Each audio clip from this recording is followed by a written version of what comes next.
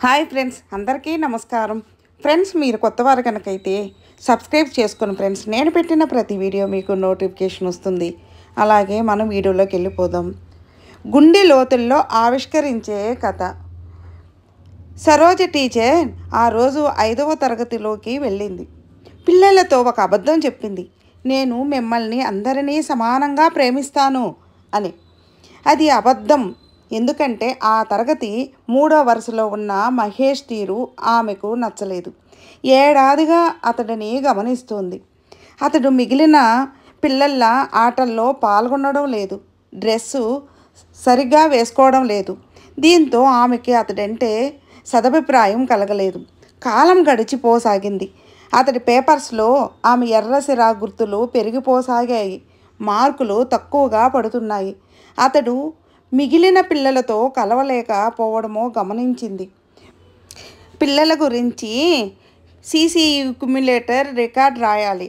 అందరి రికార్డులు రాసేసినా ఎందుకో ఆమెకు మహేష్ రికార్డు రాయాలనిపించక ఆలస్యం చేసింది. వార్షిక పరీక్షలు దగ్గర పడుతున్నాయి. మహేష్ వివరాలు నమోదు చేయాలి. ఒకరోజు అతడి రికార్డు ముందరేసుకుని తిరగేయసాగింది. పేజీలు త్రిప్పిన కొద్దీ ఆమె అంతరంగంలో అలజడి మొదలవసాగింది. అతడి 1వ తరగతి అభ్యసనం తీరుపై అప్పటి టీచర్ ఇలా రాసి ఉంది: మహేష్ చాలా తెలివైన పిల్లవాడు, అందరితో కలిసిపోతాడు, అతడిలో అందరూ చాలా స్నేహంగా ఉంటారు, ఇంటి పని నీట్గా చేస్తాడు, బ్రిలియంట్ బాయ్. 2వ తరగతి టీచరు రిపోర్టు: మహేష్ ఎక్సలెంట్ కుర్రాడు అని రాసింది. కానీ ఈ మధ్య అతడి తల్లికి వచ్చిన జబ్బు వలన అతడు కుటుంబంలో ఇబ్బంది పడుతున్నట్టున్నాడు అని రాసి ఉంది. 3వ తరగతి టీచర్ రిపోర్టు ఇలా రాసి ఉంది: మహేష్ది చాలా కష్టపడే తత్వం, చదువులో బాగానే ఉన్నాడు, కానీ అతడి తల్లి మరణం తర్వాత అతడిని కుంగదీసింది. అతడి తండ్రి అతడిని పట్టించుకోవడం లేదు. అది అతడిపై విపరీతమైన ప్రభావం చూపవచ్చు. 4వ తరగతి టీచర్ ఇలా రాసి ఉంది: మహేష్ చదువులో వెనుకబడిపోయాడు, అతను ఫ్రెండ్స్తో కలవక ఒంటరిగా ఉంటున్నాడు, క్లాస్లో నిద్రపోతున్నాడు, అతడు ఒక సమస్యాత్మక పిల్లవాడు. సరోజ టీచర్కి సమస్య అర్థమైంది. ఇన్నాళ్ళు తను మహేష్ గురించి తెలుసుకోనందుకు బాధపడింది. అంతలోనే టీచర్స్ డే వచ్చింది. ఏర్పాట్లలో సరోజ తలమునకలైపోయింది.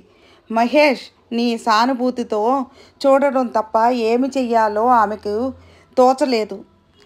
టీచర్స్ డే రోజు అందరూ పిల్లలు టీచర్కి కానుకలు ఇస్తున్నారు. అందమైన రంగు కాగితాలలో చుట్టిన విలువైన కానుకలు ఇవ్వసాగారు. ఇంటికి సరుకులు తెచ్చిన పేపర్ బ్యాగ్లో ఏదో పెట్టి తెచ్చి ఇచ్చాడు మహేష్. ఆ బ్యాగ్ సగం చిరిగి ఉంది. అందరూ పిల్లలు అది చూసి ఎగతాళిగా నవ్వసాగారు. సరోజ వారిని కసిరి చాలా బాగుంది అని మహేష్తో అంది. ఆమెకు దూరంగా నిల్చున్న మహేషు, మీరు ఈరోజు మా అమ్మలా కనిపిస్తున్నారు అన్నాడు.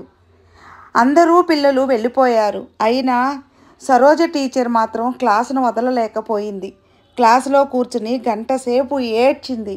ఆ రోజు నుండి ఆమె మహేష్ పట్ల ప్రత్యేక శ్రద్ధ తీసుకోవడం మొదలుపెట్టింది.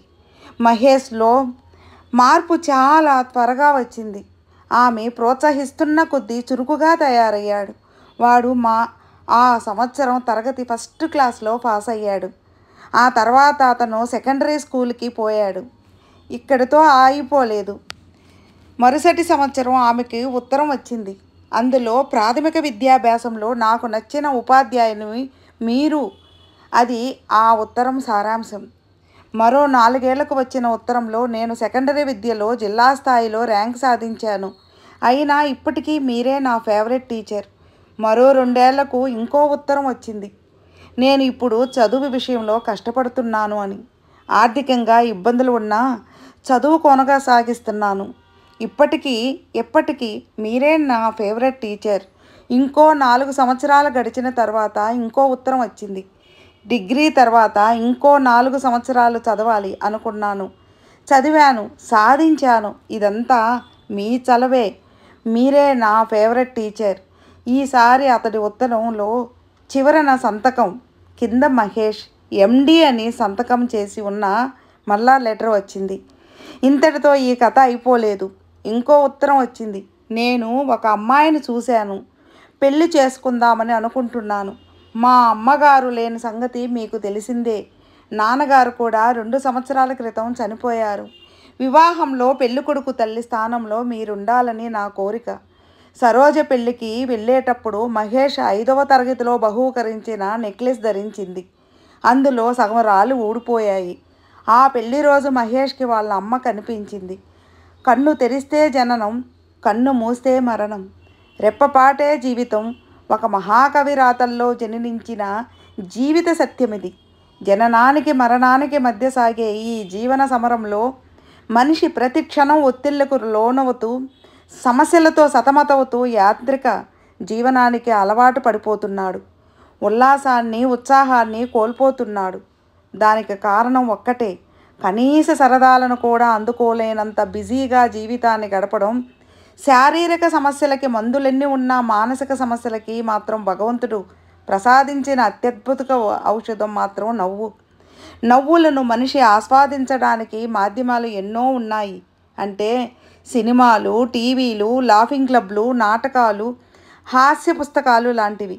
ఇప్పుడు మీ చేతిలో ఉన్నది వాటిలో ఒకటి. మీరు మాత్రం కష్టాలున్నా, సమస్యలున్నా, బాధలున్నా, అప్పులున్నా, ముప్పులున్నా వీటన్నింటినీ ఒక ప్రక్కన పెట్టి మరో ప్రక్క నా పుస్తకాన్ని పెట్టుకోండి. మీ బాధలన్నీ మర్చిపోతారు. పుస్తకం చదివి హాయిగా నవ్వుతారు, బిగ్గరగా నవ్వుతారు, పగలబడి నవ్వుతారు, విరగబడి నవ్వుతారు, నవ్వుతూనే ఉంటారు. మీరలా నవ్వుతూనే ఉండాలని కోరుకుంటూ రచన గుత్తుల శ్రీనివాసరావు. ఫ్రెండ్స్ విన్నారుగా. ఫ్రెండ్స్ మీకు ఈ వీడియో నచ్చితే లైక్ చేయండి, మీ ఫ్రెండ్స్కి షేర్ చేయండి. సబ్స్క్రైబ్ చేసుకున్నట్లయితే సబ్స్క్రైబ్ చేసుకోండి ఫ్రెండ్స్. నేను పెట్టిన ప్రతి వీడియో మీకు నోటిఫికేషన్ వస్తుంది.